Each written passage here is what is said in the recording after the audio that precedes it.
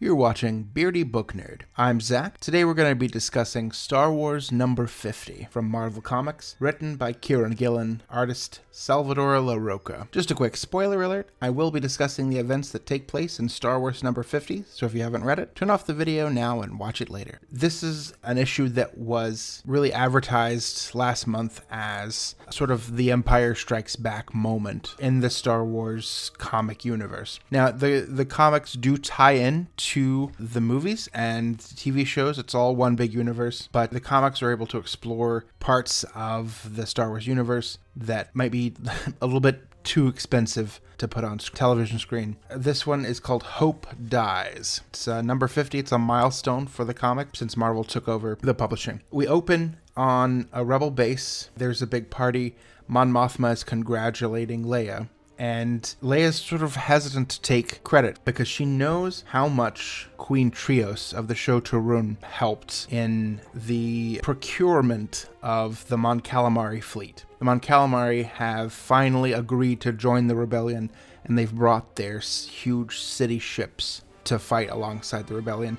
And Queen Trios, who is regent of the Show Tarun, betrayed Darth Vader in the last issue, helped to outfit the Mon Calamari fleet with weapons and ships and things of that nature. One of the things I like about this book is how cinematic it is. We get these grand shots of the fleet and the space station and X-Wings flying around. And of course, so Leia and Queen Trios are saying, "You did this," and she's saying, "No, we couldn't have done this without you," and they both agree that no one person did it on their own. It's sort of a group effort. Cut to Han is on a smuggling mission with C-3PO.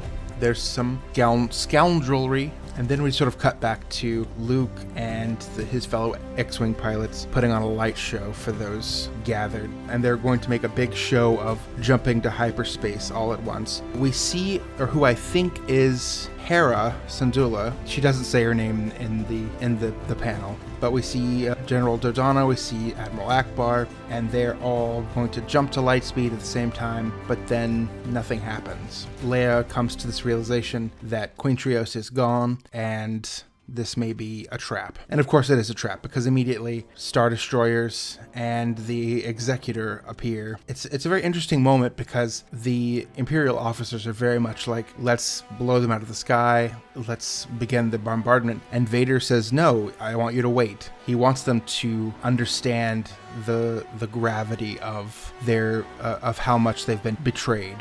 He wants them to understand that this is their last moments before he blows them out of the sky. And of course, Luke jumps into his X-Wing and goes to fly out, but the doors are locked, and they sort of come to this realization that Trios has betrayed all of them. Vader orders one of the ships to be targeted, and it's just utterly decimated. And we get this nice look of shock on Leia's face, on Mon Mothma's face, on Wedge's face. Queen Trios contemplating her betrayal. Vader, watching the carnage, says that Hope is their next target. Hope dies. In this issue, we get a good overview of the past 50 covers from the Star Wars comics since Marvel began publishing them. After that sort of retrospective, we get a very interesting jump back, a throwback to when Vader originally approached Queen Trios and set up this plan to betray the Rebel Alliance by making them think that they'd won, by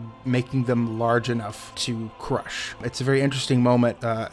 Some people have called it the Red Wedding of Star Wars, because Vader comes in and he knows that there can be no witnesses to the plan, and so he just kind of kills everybody in the room.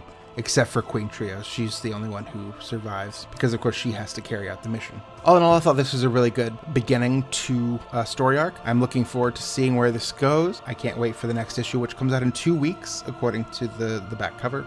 Yeah, Star Wars number 50. Pick it up at your local comic book shop or on Marvel.com or wherever you buy your digital comics. I'll see you next week with a review of Star Wars 51. May the Force be with you.